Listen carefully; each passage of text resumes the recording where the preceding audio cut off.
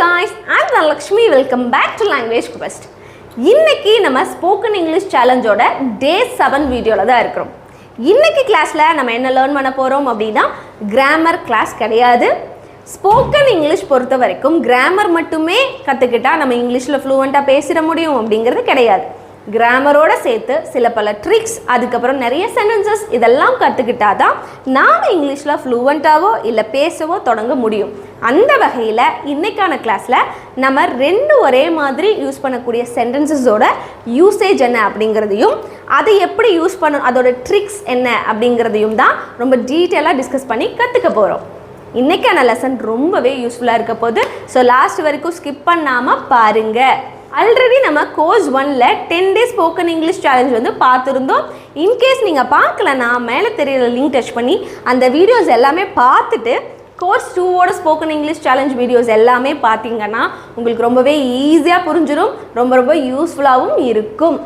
நம்ம வீடியோக்குள்ளே போகிறதுக்கு முன்னாடி நீங்கள் நம்ம சேனலை இது வரைக்கும் சப்ஸ்கிரைப் பண்ணலைன்னா சப்ஸ்கிரைப் பண்ணிட்டு பக்கத்தில் இருக்கிற பெல் ஐக்கானும் கிளிக் பண்ணிக்கோங்க. அப்போ தான் நான் போடக்கூடிய வீடியோஸ் உங்களை தொடர்ந்து வந்து சேரும். அப்புறமே என்ன, without any further delay, let's get into the video. Just look at the board now. இந்த ரெண்டு கொஸ்டினையும் ரீட் பண்ணுங்க. நீங்கள் செய்ய விரும்புகிறீர்களா?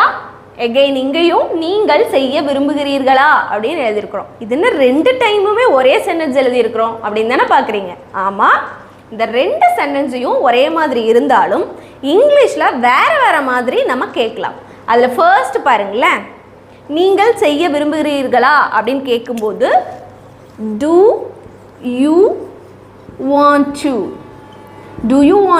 அப்படின்னு கேட்போம். இன்னொரு விதமாக கேட்கணும்னா would you like to அப்படின்னு கேட்போம். இதில் அடிஷ்னல் இன்ஃபர்மேஷன் கொடுக்கும்போது தான் சென்டென்ஸ் கம்ப்ளீட் ஆகும். இப்போ இது ஒரு சென்டென்ஸாகவும் இல்லை, கம்ப்ளீட்டாகவும் ஆகலை.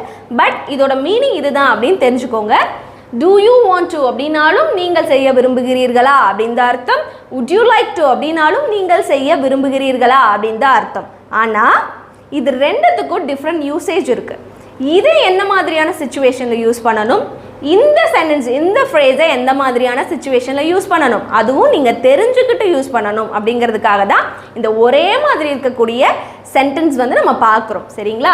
இப்போது do you want to இது கூட இன்னும் நம்ம அடிஷ்னல் இன்ஃபர்மேஷன் கொடுத்தா தான் இந்த சென்டென்ஸ் வந்து கம்ப்ளீட் ஆகும். do you want to watch a movie, do you want to go out, இந்த மாதிரி தான் இது கம்ப்ளீட் ஆகும். இதுவும் பார்த்தீங்கன்னா would you like to join with us, would you like to share something with us, அந்த மாதிரி சென்டென்ஸ் சொன்னால் தான் கம்ப்ளீட் ஆகும். இது ரெண்டுமே இப்போ கம்ப்ளீட் ஆகலை. ஆனால் இது ரெண்டத்தோட யூசேஜஸ் பாருங்களேன், இதுக்கு உண்டான டிஃப்ரென்சஸ் பாருங்கள். இது என்ன மாதிரியான சிச்சுவேஷனில் யூஸ் பண்ணுவோம் தெரியுமா? do you want to அப்படிங்கிறத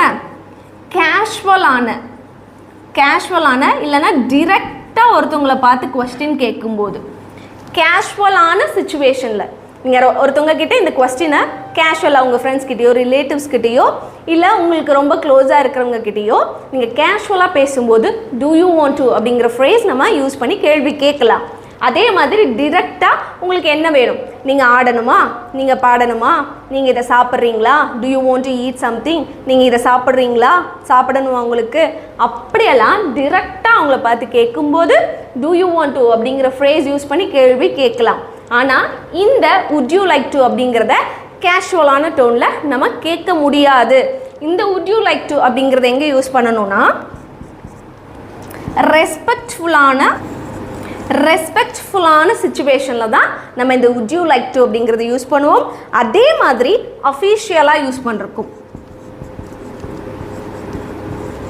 அஃபீஷியலான சிச்சுவேஷன்லையும் இந்த would you like to அப்படிங்கிற ஃப்ரேஸ் யூஸ் பண்ணி கொஸ்டின் கேட்போம். அஃபீஷியலாக அப்படின்னா என்னது, ஆஃபீஸ்லேயோ இல்லை நீங்கள் ஒர்க் பண்ணுற பிளேஸ்லேயோ would you like to அப்படிங்கிற ஃப்ரேஸ் யூஸ் பண்ணி நீங்கள் தாராளமாக கொஸ்டின் கேட்கலாம். அதே மாதிரி ரெஸ்பெக்ட்ஃபுல்லாக மரியாதையாக கேள்வியை கேட்கும் போதும் நீங்கள் இந்த would you like to அப்படிங்கிற ஃப்ரேஸ் யூஸ் பண்ணி நீங்கள் கொஸ்டின் கேட்கலாம். இதுதான் இதுக்குண்டான டிஃப்ரென்ஸ். ஓகேவா? do you want to அப்படிங்கிறத கேஷுவலான டோனில் கேட்கலாம். would you like to அப்படிங்கிறத லிட்டில் பிட்டில் நல்லாவே ரெஸ்பெக்ட்ஃபுல்லாகவும் அஃபீஷியலாகவும் ஒர்க் பண்ணுற பிளேசஸில் இல்லை ஆஃபீஸில் கேட்கும்போது நீங்கள் யூஸ் பண்ணி பேசலாம் அப்படிங்கிறது தான் இதுக்குண்டான மீனிங். இப்போது இந்த டூ யூ வாண்ட் டு அப்படிங்கிறதையும் வுட் யூ லைக் டு அப்படிங்கிறதையும் சென்டென்சஸில் எப்படி யூஸ் பண்ணணும் அப்படிங்கிறத எக்ஸாம்பிள் சென்டென்சஸோட பார்த்துடலாம். இப்போது do you want to use பண்ணி இந்த சென்டென்சஸ் எல்லாம் எப்படி இங்கிலீஷில் பேசணும் அப்படிங்கிறத பார்த்துடலாம். ஃபர்ஸ்ட் ஒன்று, நீ வார இறுதியில் திரைப்படங்கள் பார்க்க விரும்புகிறாயா? அதாவது நீ வீக்கெண்டில் உனக்கு மூவிஸ் பார்க்கணுமா அப்படிங்கிறது தான் கொஸ்டின். இது எப்படி மாற்றலாம்? டூ யூ வாண்ட் டு பார்க்க இல்லையா, அப்போ watch. Do you want to watch என்னது? திரைப்படங்களை அப்படின்னா do you want to watch movies. எப்போ? வார இறுதியில் இல்லையா, on weekends. Okay, just read the question. இது வந்து ஆக்சுவலி கொஸ்டின் இல்லையா, கேள்வி தான் கேட்குறோம். Do you want to watch movies on weekends அப்படின்னு கேட்டிருக்கிறோம். ரொம்ப கேஷுவலான டோனில் மூவிஸ் எல்லாம் நீ பார்க்கணுமா அப்படின்றது ஃப்ரெண்ட்ஸ் கிட்டேயோ ரிலேட்டிவ்ஸ் கிட்டேயோ தான் நம்ம பேசுவோம் இல்லையா. கேஷுவலான டாக்கப்போ இந்த மாதிரி கேட்கலாம். அடுத்தது பாருங்கள், நீ மாலை நேரங்களில் நீண்ட தூரம் நடக்க விரும்புகிறாயா அப்படின்னு கேட்குறோம். என்னது இது? எப்படி நம்ம தமிழில் பேசும்போது யூஸ் பண்ணுவோம்? நீ ஈவினிங் வந்து நிறைய தூரம் நடக்கணுமா உனக்கு அப்படி சொல்லி கேட்குறது. சரி, இது எப்படி மாற்றலாம்? do you want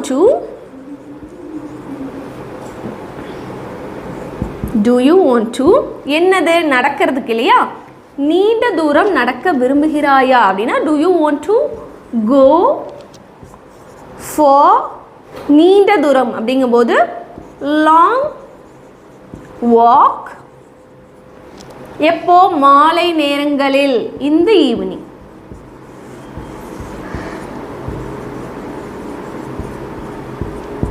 Just read the question now. Do you want to go for long walk in the evening அப்படின்னு கேட்டிருக்கிறோம். அடுத்த கொஸ்டினையும் பாருங்க. நீ புதிய இடங்களுக்கு பயணம் செய்ய விரும்புகிறாயா? நிறைய நியூ பிளேசஸ்க்கு நீ ட்ராவல் பண்ணணும்னு ஆசைப்படுறியா அப்படி சொல்லி கேட்குறது. இது எப்படி மாற்றலாம்? பயணம் செய்ய விரும்புகிறாயா? Do you want to travel அப்படின்னு கேட்போம். பயணம்னா ட்ராவல் இல்லையா. Do you want to travel? அதுக்கப்புறம் புதிய இடங்களுக்கு, to new places. That's it. Read the question now. Do you want to travel to new places அப்படின்னு கேட்போம். அடுத்தது பாருங்க, இந்த 3 சென்டென்சஸுமே would you like to use பண்ணி எழுதியிருக்கிறோம். ஓகேவா? இங்கே do you want to use பண்ணி சில கொஸ்டின்ஸ் பார்த்தோம் இல்லையா. இப்போ would you like to use பண்ணி எப்படி பேசணும் அப்படிங்கிறதையும் பார்த்துடலாம். ஃபர்ஸ்ட் கொஸ்டின் ரீட் பண்ணுங்க. நீங்கள் சிறிது நேரம் ஓய்வு எடுக்க விரும்புகிறீர்களா? நீங்கள் கொஞ்ச நேரம் ரிலாக்ஸ் பண்ணுறதுக்கு, உங்களுக்கு கொஞ்ச நேரம் ரிலாக்ஸ் பண்ணணுமா அப்படி சொல்லி கேட்குறது. ஓகேவா? இது எப்படி எழுதணும்னு சொல்லுங்க. would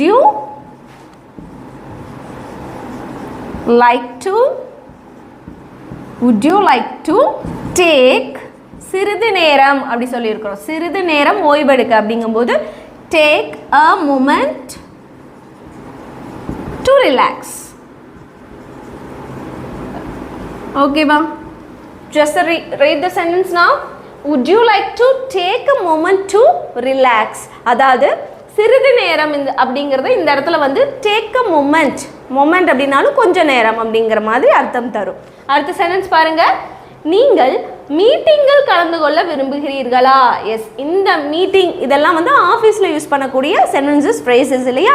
ஸோ அஃபிஷியலாக ஃபார்மலாக தான் நம்ம இந்த would you like to அப்படிங்கிறதுவே நம்ம யூஸ் பண்ணுவோம். இதெல்லாம் நீங்கள் ஆஃபீஸில் யூஸ் பண்ணக்கூடிய சென்டென்சஸ், ரொம்பவே யூஸ்ஃபுல்லாக இருக்கும். பாருங்கள், நீங்கள் மீட்டிங்கில் கலந்து கொள்ள விரும்புகிறீர்களா அப்படின்னு கேட்டுக்கிறோம். இது எப்படி எழுதலாம்?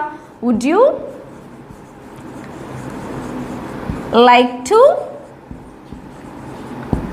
மீட்டிங்கில் கலந்து கொள்ள அப்படின்னா would you like to attend the meeting. அவ்வளோதான்.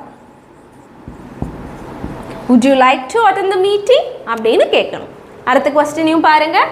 நீங்கள் டாக்குமெண்ட்ஸை எனக்கு ஒழுங்குபடுத்த உதவுகிறீர்களா அப்படின்னு கேட்டுக்கிறோம். டாக்குமெண்ட்ஸ் எல்லாம் ஒழுங்குபடுத்தினா ஆர்கனைஸ் பண்ண ஹெல்ப் பண்ணுறீங்களா அப்படி சொல்லி கேட்குறது. ஸோ இதை எப்படி மாற்றலாம்? would you like to உதவுகிறீர்களா? would you like to help? எனக்கு இல்லையா help me. would you like to help me? என்னதுக்கு? ஒழுங்குபடுத்த organize. organize என்னது? documents ஐ. இப்போ organize the documents. read the sentence now. would you like to help me organize the documents? அப்படின் தான் இந்த sentence நம்ம இங்கிலீஷில் பேசணும்.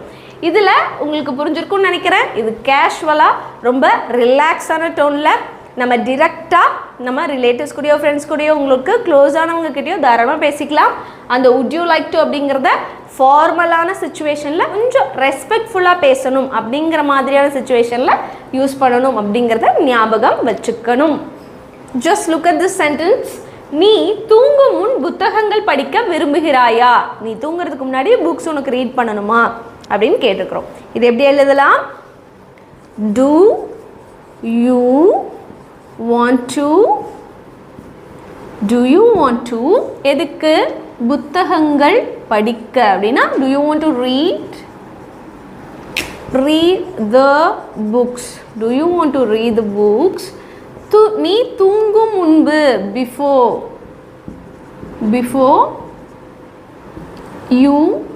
you sleep. ஓகேவா? do you want to read the books before you sleep அப்படின்னு சொல்லி இந்த क्वेश्चனை நம்ம கேட்டிருக்கிறோம். அடுத்த क्वेश्चனையும் பாருங்க. நீ உன் குடும்பத்துடன் நேரத்தை செலவழிக்க விரும்புகிறாயா அப்படின்னு கேட்டுக்கிறோம். நீ உன்னோட குடும்பத்தோட டைம் ஸ்பெண்ட் பண்ணணும்னு நினைக்கிறியா? உனக்கு உன் குடும்பத்து கூட டைம் ஸ்பெண்ட் பண்ணணுமா அப்படி சொல்லி கேட்குறது. சரி, இது do you want to நேரத்தை செலவழிக்கிறது. அது என்னன்னு சொல்லலாம்? do you want to spend time. do you want to spend time உன் குடும்பத்துடன் with your family.